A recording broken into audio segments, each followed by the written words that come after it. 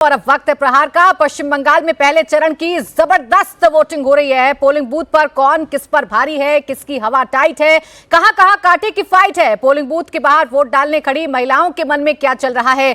EVM का button दबाते हुए मुसलमान क्या सोच रहे हैं। क्या हिंदू इस बार बीजेपी के लिए एकजुट हैं। 152 सीटों का वोटिंग ट्रेंड क्या है।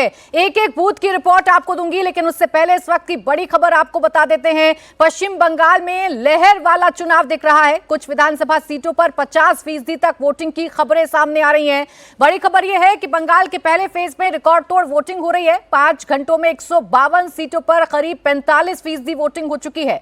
पश्चिम मेदिनीपुर में 48%, तो पूर्वी मेदिनीपुर में 46% वोट डाले जा चुके हैं।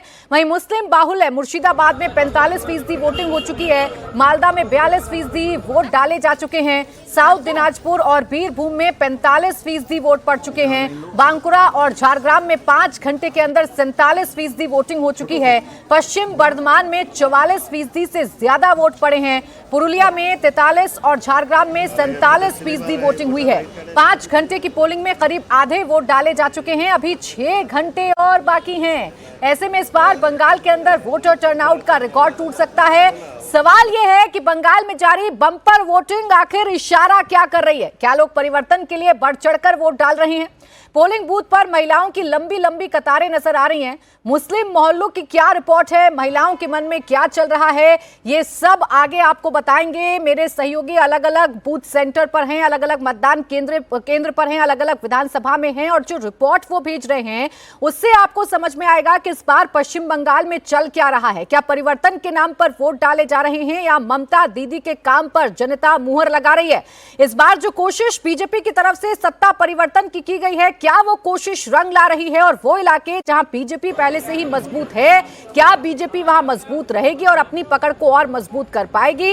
इस पर सभी की निगाहें बनी हुई है। तो इसके साथ ही साथ इस बात को लेकर भी सभी की निगाहें इस बात पर हैं कि ममता बनर्जी इन इलाकों में क्या कर पाती हैं। जो मुस्लिम बाहुल्य इलाके हैं वहां जो मुस्लिम वोट है वो किस तरफ जाता है। लेकिन आइए सबसे पहले आपको वोट मीटर दिखा देते हैं, यानी आपको ये बता देते हैं कि कहां कौन से इलाके में कितने प्रतिशत मतदान हो चुका है।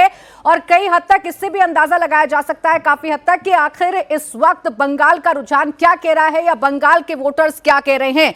तो 152 सीटों का वोट मीटर आपके सामने है। 42% मतदान अलीपुर द्वार में हो चुका है। कूच बिहार की बात करें तो यहां 42% मतदान अभी तक हो चुका है, यानी 42% मतदान हो चुका है। दार्जिलिंग की बात करें तो 43% मतदान यहां पर अभी तक हो चुका है। और जलपाईगुड़ी की बात करें तो 43% मतदान जलपाईगुड़ी में भी हो चुका है। यानी 5 घंटे का ये वोटिंग ट्रेंड है, ये वोटिंग मीटर है, जिससे अंदाजा लगाया जा सकता है कि इस बार जो कोशिश चुनाव आयोग ने की थी कि ज्यादा से ज्यादा संख्या में वोटर घर से बाहर निकले, उसका असर देखने को मिल रहा है। साउथ दिनाजपुर की बात करें तो 45%, नॉर्थ दिनाजपुर की बात करें तो 43%, कालिम्पोंग की बात करें तो 43% और झारग्राम में सबसे ज्यादा 47% मतदान अभी तक हो चुका है।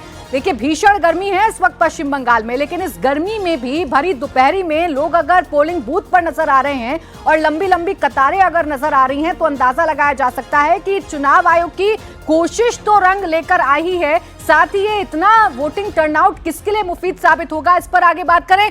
नॉर्थ दिनाजपुर में 43%, कालिम्पोंग में 43% और झारग्राम में 47%। ये वोट मीटर बता रहा है कि इतने जो वोटर्स हैं वो बाहर निकल चुके हैं। और